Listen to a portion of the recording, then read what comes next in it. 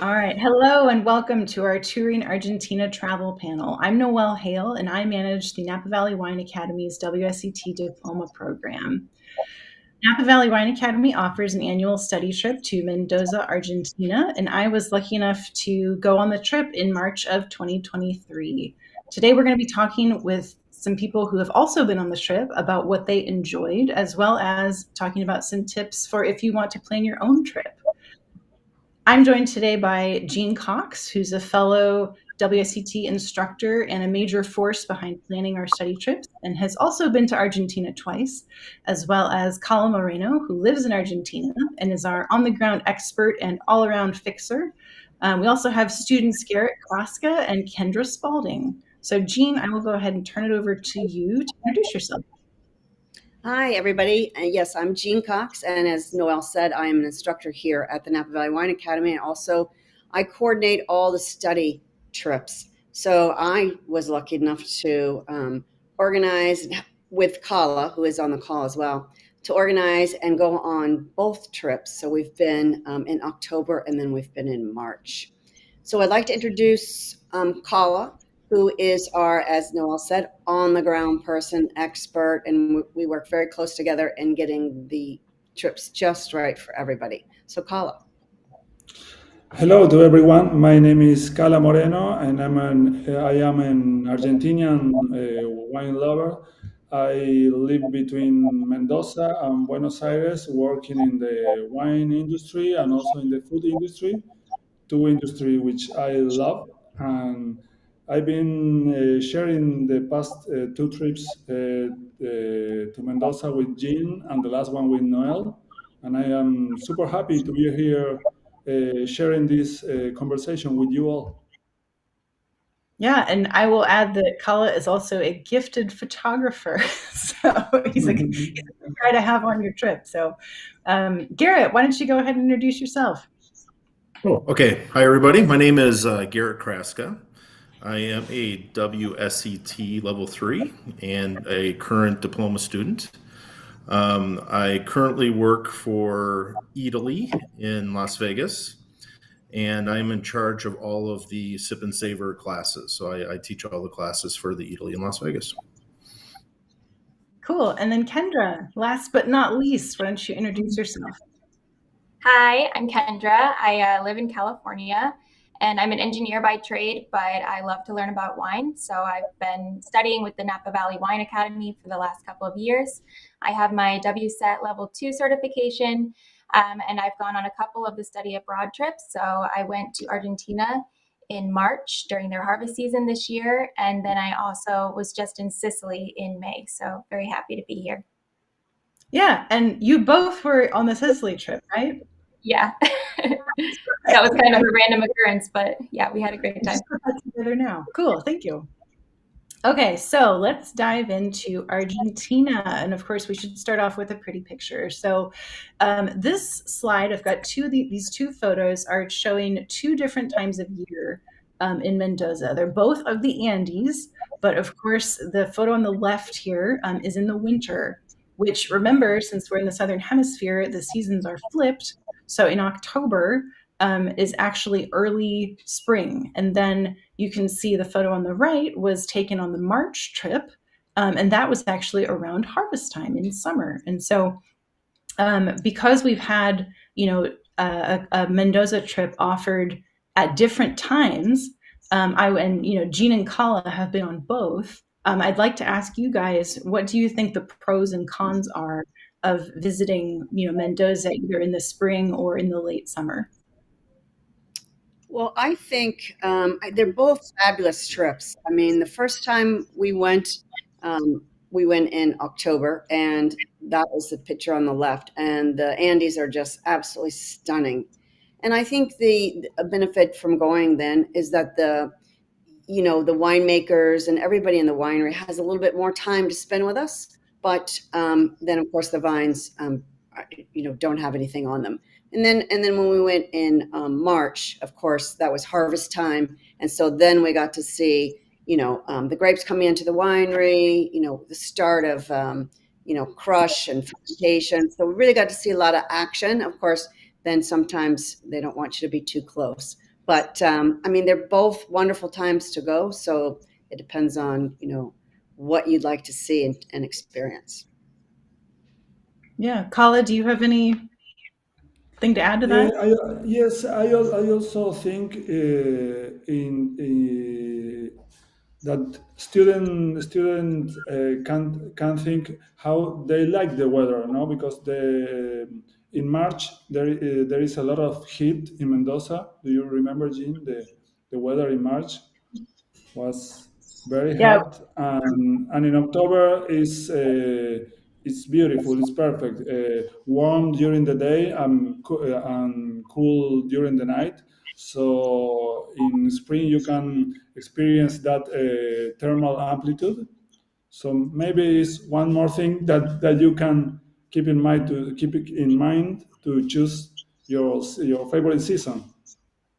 Yeah, true. And I think we're going to come back to that concept of, thermal amplitude or diurnal range in a second. But one of the reasons Mendoza makes amazing wine is because they have this big temperature range from, the warmth of the daytime to the cool temperatures at nighttime. And so, especially if you're visiting during a cooler time of year, make sure you pack a jacket. So, Garrett or Kendra, do either of you have any thoughts on the weather during your respective trips? Yeah, I can go on this. I think it was cooler than we expected in the mornings. There were a couple of days where we absolutely needed to layer up, and I don't think we were all prepared as we should have been. But by the afternoon, like Kala was mentioning, it was beautiful. The weather was beautiful in the afternoons. Um, and I mean that's my input. I mean it was a gorgeous time. The bud break was pretty amazing. Seeing how, depending on what elevation we were at, some of the vines hadn't went through bud break, and if you got a little bit lower elevation, they were at full bud break. So it was pretty cool. Yeah, cool. And then Kendra, I mean, anything about traveling during the warmer time of year? Yeah, so it is warm. I personally didn't think it was too hot. I like being outside and I love being in the sunshine. I thought it was great. We were able to have, lunches outside and all that kind of stuff. And then one of the things I was worried about coming down there was that we weren't going to have the snow-capped mountains, but there are still a few peaks that are covered in snow, and it's just as impressive. I mean, it's beautiful, and then all the vines are very lush and there's flowers, so it definitely did not let me down. Yeah. Oh, cool. I know. I thought this was my favorite picture I took the whole trip. This one Yeah, with the rose here. It was just couldn't I have believe it. one very similar. Yeah. Okay, so the next thing I wanted to ask everybody was how did you get to Mendoza? Because it is not an easy place to get to from North America. I remember when I was trying to find flights, I wanted to hopefully meet up with Jean so we could, link up in the airport and then arrive into Mendoza together. And so I flew out of the Santa Barbara airport, which is my local airport, close to where I live in Southern California. So I think I flew from there to Dallas, Texas, to Sao Paulo, Brazil, and then I met up with Jean, I think in Sao Paulo, right? And then we flew from Sao Paulo to Mendoza. And so I think all told for me, it was close to 24 hours of travel. So it was pretty intense. It was a long day. And so, um, Jean, you're in Florida. So I think that would have been a little shorter for you. Did you go the same way both times? No, I took two different ways. The first time I drove to Orlando, and I flew on Copa, but flew Orlando to Panama City. And there I met up with Amy, who went with me that time. So we met in Panama City and then we went into Mendoza, but I got in midnight.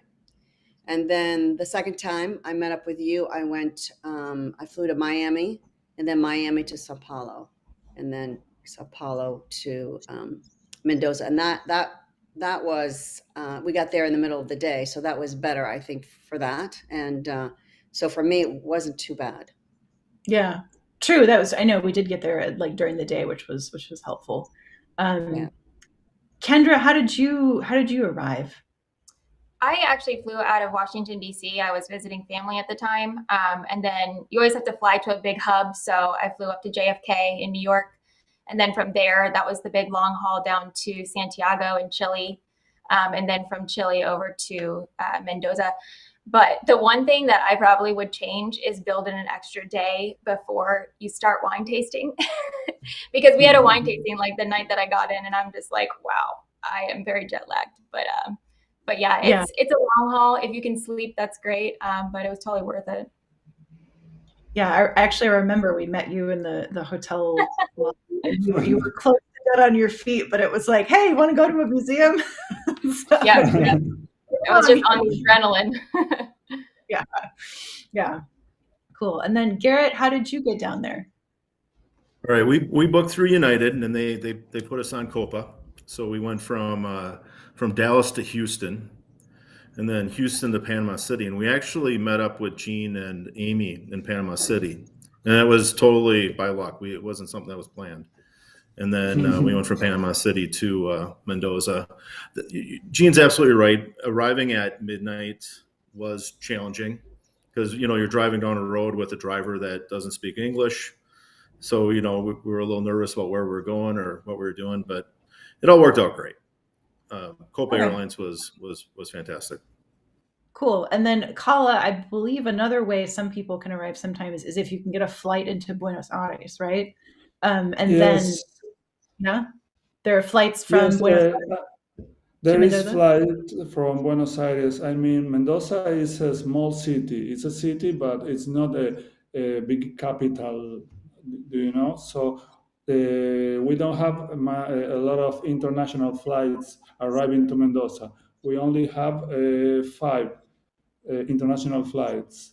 Well, one from Santiago de Chile, one from Panama, from Sao Paulo, from Lima, Peru, and from Buenos Aires. So you must get to one of those cities first to get to Mendoza then. Okay. Another new option that we're gonna have from August this year is flight from Miami or New York to Buenos Aires and directly to Buenos Aires and from Buenos Aires to Mendoza. That flight is going to be able now from August. Wow. That is going to be a long flight from New York. Oh my God.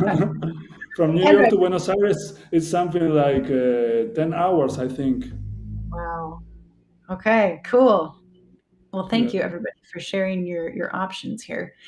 So the next thing I want to put up on the screen is a map of the Mendoza region. And so actually, if I go back real quick, I didn't mention that the Mendoza area is circled in red down in Argentina. So zooming in a little bit, this is our Napa Valley Wine Academy map of Mendoza, and you can see that it's divided into a few different regions, actually. And so some of the sub-regions in Mendoza are becoming more well-known.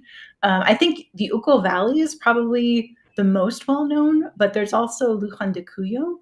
And so one thing I wanted to point out looking at this map is that one of the really big influences in Argentine and wine from Mendoza is altitude. And so I know we had in the first slide the beautiful photos of the Andes, but in the distance, but the whole region is actually pretty high in altitude. And so Mendoza City is over 2,400 meters or 7,800 feet in altitude, and then it just goes up from there. And so you can see on the left side of this slide, the Andes, they're pretty high. And so with this increase in altitude, you get cooler temperatures, but you also get stronger sunlight. And so that can lead to more refreshing wines with higher acidity and some floral aromas, but also deeper color, right? And so this is kind of one of those things that Mendoza wines are famous for, right? And so the other thing to point out on this slide is that some of the regions are further apart than you might think. And so, for example, it's going to be difficult to go back and forth between the Uco Valley and say Luján de Cuyo in the same day. So probably, have kind of your Uco Valley day or a couple of Uco Valley days, right? And then maybe you spend another day or a couple of days only in Luján de Cuyo, right? And so Kala, do you have any other tips on getting around? Yes, well, all the area of Uco Valley as well as Luján de Cuyo are full of wineries. If you don't have too much time, maybe you can go to Uco Valley very early in the morning, and then you pass through Luján de Cuyo when you go back to the Mendoza city. You can do that if you don't have too much time, but it's not the best option. The best option is just to enjoy all the day on Uco Valley.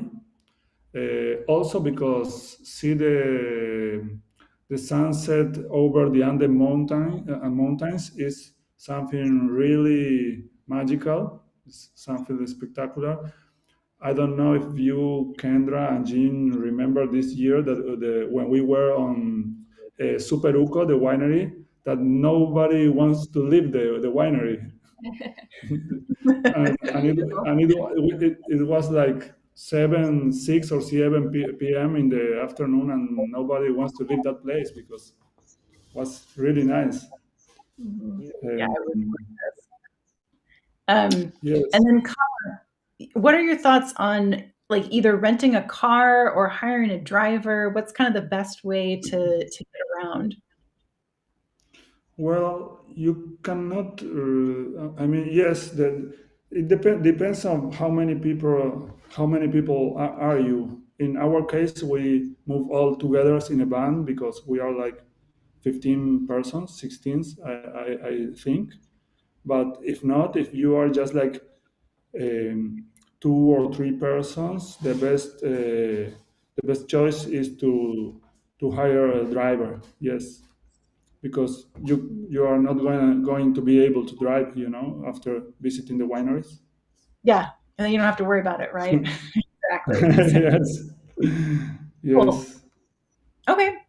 And then real quick, just wanted to show, so for example, Mendoza City, kind of up in the north part of the map here, down to Luján de Cuyo, it's about half an hour. Some wineries are a little closer, some are a little further, but that's kind of the distance you're looking at. And so Luján de Cuyo, again, it's the region Sorry, that is, oh, yep, I'm sorry. Now, can you go back to the previous image?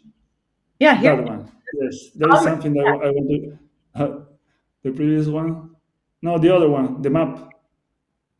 this map? That one. Yes, Okay, yes, yes, yes.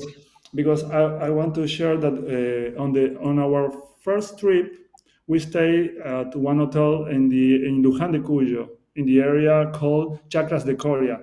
That is a very beautiful area. It's full of big houses and trees. It's outside the city.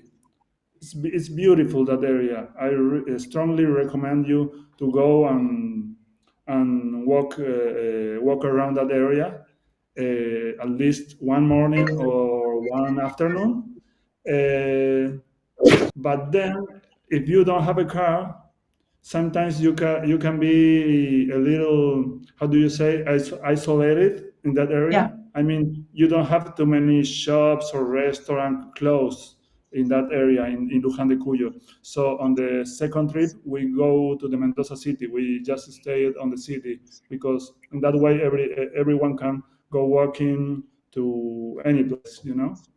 But both places are really interesting to stay and to go and walk by. yeah, that's a really good point actually, and, because I remember, Jean, we had talked about that and how the hotels were different between the 2 trips, and so since you went on both of them, and got to kind of experience both hotels, is there anything you'd like to add there? Yeah, I think Paula is right. The first hotel was great. We had the whole property to ourselves because they didn't have, it was very small. But we did have to walk a long ways if you wanted to go into town to get something to eat. So that was a drawback. And then being in town, I think was actually better for everyone because everyone could just kind of do what they wanted to do on the evening and go where they wanted to go. So I think it made it a little bit easier for everybody. But it was beautiful, as Carla said, being out in the country. that. So, but I liked being in town. I thought that was Yeah. a little bit more convenient. Mhm. Tough decisions. I mean, I guess if you plan your own trip, maybe you can stay a couple of nights. Right? Yes, absolutely. A lot of people do that. Yeah. Cool. One Okay. thing that was nice, one thing that was nice when we were staying at the place outside of town is every night we couldn't go anywhere. So we gathered together and we took a couple of bottles of wines that we bought at the vineyards and we sat and talked and had fun and really made good friends. So there was definitely an advantage not being able to scatter because it forced us all to get to know one another better. That is an excellent point. Yeah, that's true. I mean, I felt like we kind of mixed it up a little bit each night when we stayed in Mendoza City, and I think there was a vermouth kind of and tapas restaurant that I think just about everybody ended up at some point during the trip. So, yeah, fantastic. Anyway, okay, so let's come back to Luján de Cuyo, which, again, from going back to this slide one last time, if you head straight south from Mendoza City, that's kind of where you'll end up first, right? And so on the left side of this slide, this is Catena Zapata, which most wine lovers, I bet, have heard of.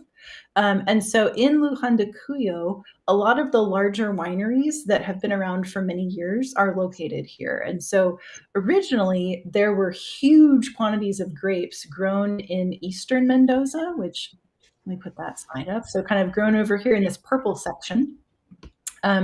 For a while, Argentina was actually the largest wine producing country in the world. I mean, this was back over about 100 years ago, but I didn't know that until I visited Argentina for the first time, and it kind of blew my mind. And so when some of these wineries started transitioning from really quantity focused winemaking to quality focused winemaking, Luján de Cuyo was the first place they went to kind of think, okay, how are we going to make maybe higher quality wines? And so on the right here, this is a photo from one of the really old wineries we visited, Clos de Chacras. And so this hallway, actually, you can see on the side of the walls, tanks are built in. And the quantity of wine they were making was so enormous that they would actually open the tanks and flood the hallway in this photo to move wine from one level of the winery to another. So the scale is just massive. I was really surprised by that. And so, I mean, Kendra or Garrett, did either of you have anything that really struck you at some of the older or like flagship wineries we visited? Yeah, I think that Cloud Chakra winery really did blow my mind as well. We're standing in what they're using as a wine cellar now. And our guide was saying, you practically would be swimming in wine in here. It's like a giant wine pool. So that was pretty crazy. But I also love that they're reusing some of those older spaces as well, not just kind of forgetting the past, but they're reusing them and repurposing them and showing them to the public. It's really cool. Yeah, absolutely. Garrett, anything you want to add? Yeah, I was fascinated by the size, of course. I think that was pretty you've already stated, but also just the incredible architecture. You can tell that they took real pride in building fantastic buildings around their production facilities. I mean, the architecture was really fun to see. Yeah, and both in terms of like, Clos de Chacras, this facility had been there for over 100 years.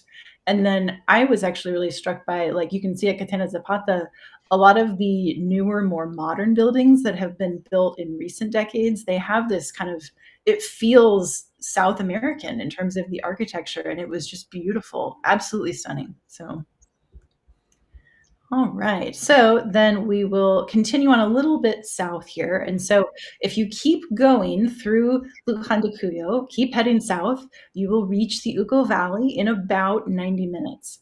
And so, like I said earlier, it's a little bit of a drive, so maybe worth, if you can, just spending a day or a couple of days just in the Uco Valley. And so here are a couple photos from I think these are both from the March trip. Argentina's had a lot of currency fluctuations due to inflation in recent decades, and so inflation at home made export markets really attractive for exporting wine. And so this is actually what led to the Malbec boom. If any of you remember the Malbec boom in like the 2000s in the US, that brought a lot of money and investment into Argentina and to their wine producers. And so a lot of them started expanding into the Uco Valley. And we mentioned altitude being important. There's a lot of different altitudes and microclimates here in the Uco Valley. A lot of the larger wineries have also purchased land here now. But we also visited some really amazing smaller producers making really excellent wines. The photo on the left is from Super Uco. And this is their garden where they grow all of the materials for their biodynamic preparations. And then on the right here, we have Richatelli, which I believe is also biodynamic. And they are making wine in, concrete eggs and large barrels and all kinds of interesting ways. And so, Jean, since you do so much of the organization for our different trips, could you talk a little bit about the mix of producers we try to visit?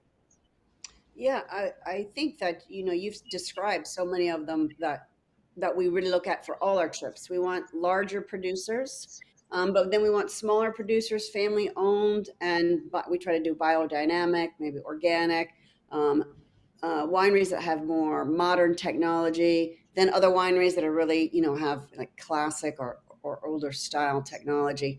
And so it's a great mix that we try to do. And every year, once we go on a trip, then we may fine tune it for the next year, so that we always have the best experience. And then, of course, if people have been on the trip, they can come back and they'll experience some things that they remember, and then some new things. But we really want to mix it up and be able to go to the wineries.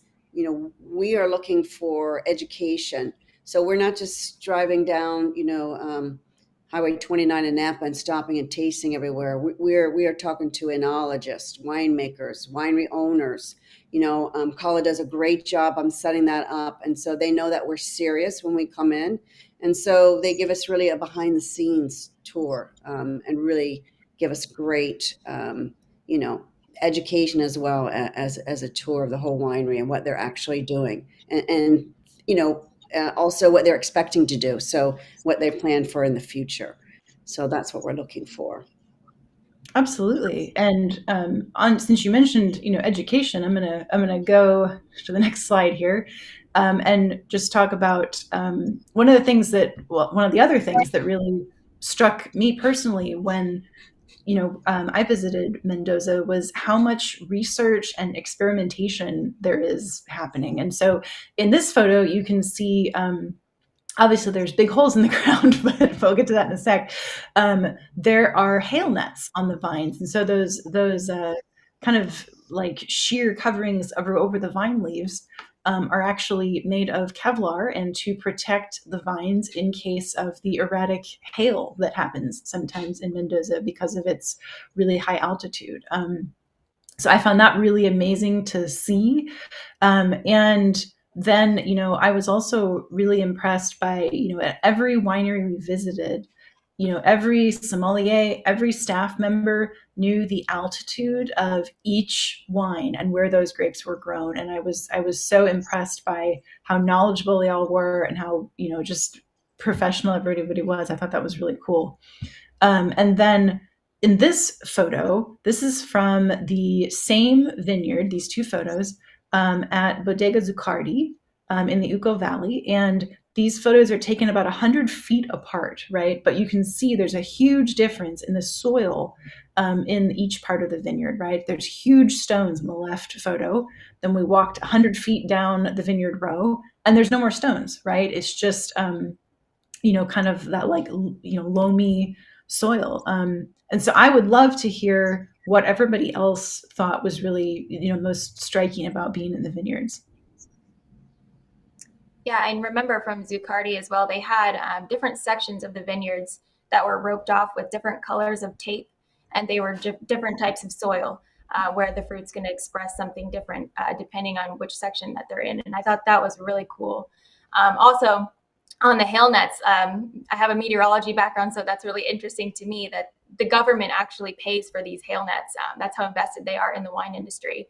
And then they're even seeding some clouds to get rid of hail too. And that just absolutely blew my mind. So it's very cool. Cool. Garrett, what about you? Oh boy, for me, it all goes back to the Andes, where I was walking through the vineyards and just being at the foot of the Andes Mountains and experiencing that beauty. It was really breathtaking. I don't know what every time I would go. I mean, every place we went, there was always that beautiful scenery in the background, and just imagining, who first thought that this would be a great place to grow vines. It had to be a pretty dangerous undertaking. The first people that decided to, well, let's grow vines at altitude. Who does that? So for me, Yeah. that's what was striking. Yeah, just getting higher and higher. I know. So cool. Thank you guys. So rolling along here, these is a couple photos from a fun activity we did. We had a blending competition at Finca Sofenia in the Uco Valley, and so the winner got a bottle of wine and bragging rights. It was really fun. And so, of course, in Argentina, in Mendoza, there's a ton of Malbec, right? But what really surprised me was how much of other grape varieties are being grown there. And so, in particular, I felt like there were a lot of producers experimenting with growing Chardonnay, and also Cabernet Franc, which I found really interesting. And I mean, they were beautiful wines. And so, I mean, what was everybody's favorite wine from Argentina? I think that's a hard question because we had so many great wines, right? I mean, of course, we know the amazing Malbecs. I mean, they're just amazing.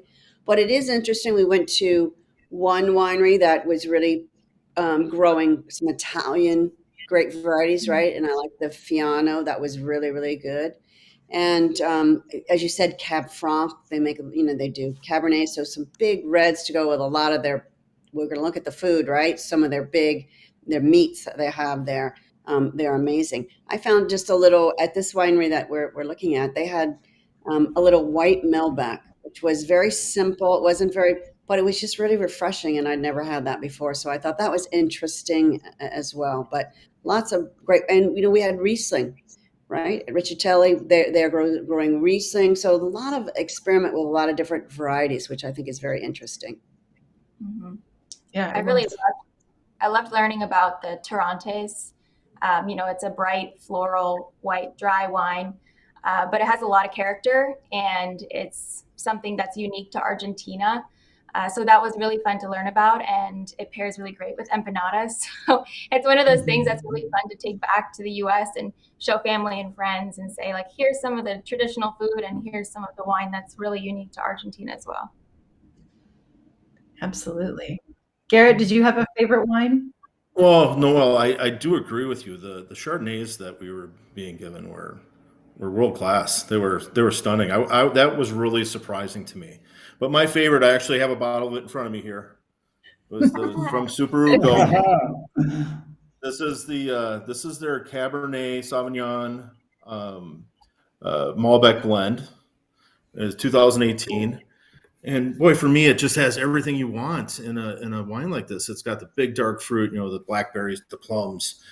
There's some fantastic warm baking spice.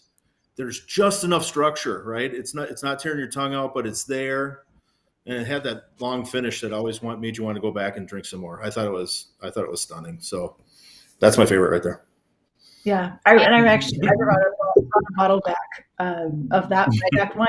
My husband too. So I have a bottle of that wine too. Kendra, did you get a bottle of the soup? Yeah, I have about 4 bottles of it. I was going to say, I think you bought half a case or a case there. Yeah, So, and I mean, the location of it too is so stunning. So that is like the cherry on top. yeah. I think it was Cool. my favorite place we visited was Superuco. That was a pretty amazing place. Yeah, that was, let me go back to my Uco Valley slide. That was the biodynamic winery here pictured on the left. That's their garden. So Anyway, but yeah, lots of amazing wineries. Okay, but we better move on here. So I wanted to talk just a second about the city of Mendoza, and so because it was also amazing. And one of the things we did was we went on a walking tour of the city, and so which I mean, I guess it was partly walking and then partly kind of riding on a bus different places to walk around. But one of the places we went was this amazing monument picture on the left here about the Army of the Andes that helped liberate several South American countries from Spain. Which I mean, it was not a story I learned in school as a kid, and so it was amazing to hear about. And then one thing Jean always tries to plan on her trips is some form of classroom element or class or something like that. And so this picture on the right was a photo of a sommelier class that the October group did at a sommelier school. So what did you guys enjoy about the city of Mendoza? Yeah, so for our trip, we were in Mendoza every night, and I loved like how central wine is to the culture there. When we went on our tour to see those statues, we also saw there's some fountains, and they even dye the water red to represent the wine during vendimia or harvest season. So that was really cool. It's also just very vibrant, very lively. You know, people are out all ages, late into the hours of the night, and it's just fun to see. That's true. That's something I haven't even brought up yet is how people eat dinner late. That was okay So, night. yeah, yeah. So it's something to be aware of before Yes. you go. Yes, because the restaurants don't even open till 8. So the Mhm. first time and we have, we get started in the morning. So, we try to do a little bit earlier this last trip, but restaurants really don't open till 8. But Kala convinced a few to open a little bit earlier so we could get in a little bit. 7:30. 7:30 for us, just for us. Yeah, for us, which was fine. That was great. And I just wanted to mention at the monument, when we went the first time, the van takes you up there to this beautiful monument. And we got to experience the Zonda winds. I mean, it was so windy. And Carla was trying to, say, okay, you can get out, but you got to get back in. We need to get out of here. It was very strong. So that was amazing to experience that. Yeah, Garrett, you want to add anything? Well, that actually was my favorite experience in the city of Mendoza. Going to the Hill of Glory, and seeing that fantastic monument to the Army of the Andes, and those Zonda winds. I mean, there's. I wish I would have shared the picture. We have a picture where our hair is just all over like this. Just three of us, just trying to stand there for a few minutes. Yeah, it was pretty fantastic. Cool. Kala, are we missing anything else Yes, about? just I just want to say that in the picture of the right, we are on the Argentinian workshop. That is a workshop that we developed especially for the Napa Valley Group, and it's about all the rest of the wine producing areas in Argentina, not Mendoza. So when you finish our idea is that when you finish your trip you go back home not only knowing a lot of Mendoza and Mendoza wines, but also about the rest of Argentina. And when you taste some of the Malbecs from other parts of Argentina, you're gonna see that Malbec is a whole wide world of flavors. That's Absolutely. During Yeah, our absolutely. sommelier class, they talked a little bit about Patagonia, and they poured us some of the wines from Patagonia. The Pinot Noir was stunning. Um, my wife Lisa and I want to go to Patagonia now just because we experienced that sommelier class and tasted those wines. Yeah, absolutely. Okay, well, speaking of other things that are delicious, we got to talk about right? Of course. We had some great meals. Argentina is famous for its beef, empanadas, some cookies. I don't think I have a picture of them, but they're called alfajores. They are fantastic. And there's also quite a bit of Italian food because the country has a long history as a destination for Italian immigrants. Kala, are we missing any favorites on this slide here? Did you mention empanadas, right?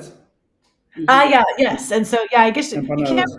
the empanadas, but there are Okay, empanadas. now we also have a lot of Spanish influence on our food and native influence. The things like the corn, the potatoes are in every dishes. That's Cool. that's the native influence. But one thing is for sure, you're gonna eat a lot of meat here. So but if you are vegetarian or vegan, we every place has options. So you always gonna find options, you know. Cool. Um, I guess everybody else, what was your favorite meal? Ooh, that's hard to say too, right?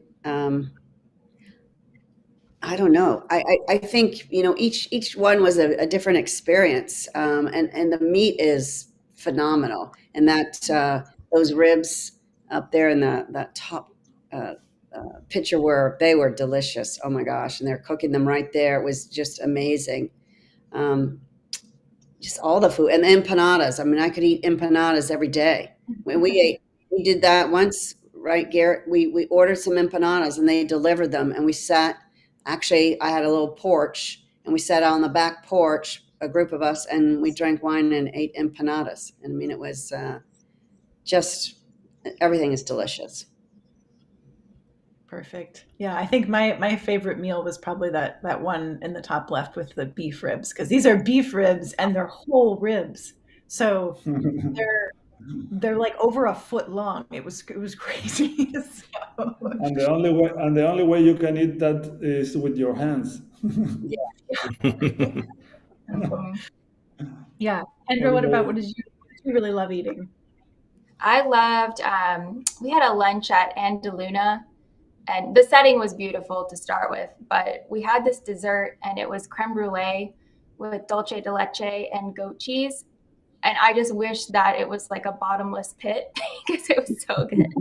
But that was probably my favorite dessert. And then all the meats, I mean, everything was great. Lots of little snacky foods, empanadas every day. The food's amazing. Yeah. Oh my gosh, definitely. Garrett, what about you? Well, have we mentioned the empanadas? Uh, Clearly, they were the highlight. But my favorite meal at Zuccardi, they brought out that tomahawk steak. I swear, it was about that thick, about that big around, cooked to perfection. It was fantastic. And then our boy, what was the name of it? When they grilled for us at the hotel, Kala? Oh, the cookout the first The night, Colin. cookout, the first night. Yeah, that is a classic barbecue made like the gauchos used to do on the with fire. It's meat cooked with fire, gaucho style. Big fire. It was. Big, Yeah, a yeah. big yeah, and the whole rib. The I mean And it took a the long time. That was one of the first nights that we realized, oh, yeah like we're for not eating at 7. Yeah. It was, yeah. yeah. It's like Yeah. 4 hours yeah, of cooking, 4 hour cooking for doing that. Yeah. it It's was called well worth the wait, though. It Yeah. was amazing. Well, one of my favorite foods on this last trip was the pork at the Clos de Chacras wineries. Do Yeah, you remember that? Oh, I yeah. do. That's It was true. That pork. So good. Oh my gosh. All right. Well, I think we could reminisce about the food all day, clearly. So, for Argentina, eat empanadas.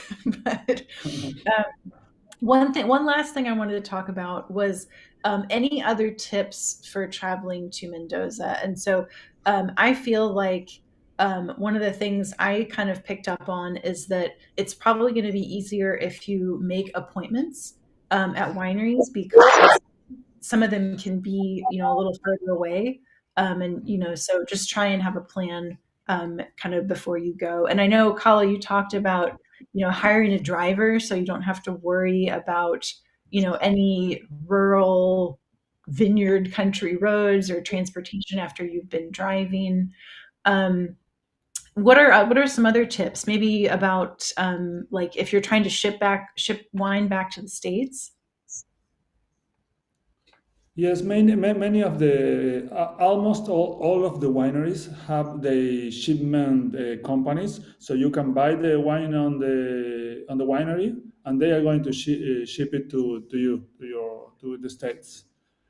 Uh, Appointments are very important, especially in the bigger wineries like Zucardi or Catena, for example. You have to make an appointment at least 1 month before you go because they are full. Um, what other tips? You're gonna need good shoes, hat, a good hat, sunglasses, because one of the best things here in Mendoza is the sun. We have an excellent sun. Almost no rain. We have 364 days of sun in Mendoza. It's a desert.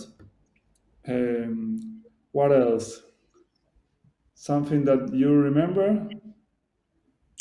I mean, if Ah, any. Oh, go ahead. Yeah. yes, sorry.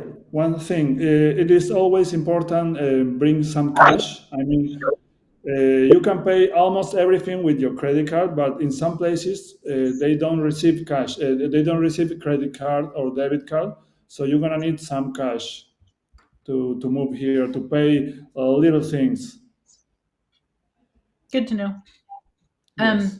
Paula, if somebody is working on planning a trip to Argentina and they've got, a trip to Mendoza kind of planned out, is there anywhere else in Argentina that you might recommend they spend a couple days? Yes, of course. And I know that many of the students of Napa Valley Wine Academy did it. They came to Buenos Aires, that is our capital city, and it's an amazing city, the city of tango, and La Boca, and what else? If you want to continue going to wineries, you can go to the north of Argentina, to Salta, where is Cafayate, another wine region. It's beautiful there, amazing wines, a completely different landscape and different and very different culture. Sometimes we in Argentina said that looks like two different countries. Yeah, home to So Tarantas too. yes, Cool. so I think that those two places just to start. Cataratas del Iguazu is another. Oh, yes, true. I know that's still on my bucket list, like the Iguazu famous waterfall. Yeah, I know. The So waterfalls. Yeah, yeah, you could spend a long time in Argentina, I think is the yeah. I think a month is okay. yeah. Okay, fair enough. Um, well, yeah, that's all my questions, you guys. So thank you so much to Jean and Kala and Garrett and Kendra. And then I believe Jean has a special announcement. So thank you all. And I'm going to turn it over to Jean. So we have our Mendoza trip all set for 2024. So the dates are going to be September 23rd through the 29th. And we've also added a trip to Chile. So that's going to be in the 24th. So Kala's done a great job and we are ready to go. That you'll see that roll out on the website. They're getting that ready. So that's going to come out really soon. So hopefully, I think it's going to fill up fast. It always does. So if anybody thinks they want to go, I would really definitely consider it. It's a great trip and sign up for it early. Cool. Woohoo. All right. Awesome. So thank you again to all of you guys for being on the panel here. And thank you to everybody for joining. Take care and safe travels. Great. Thanks, Noel. Thank you. Thank you. It was really good to see you guys. Good to see you Good to see too, you. Kendra.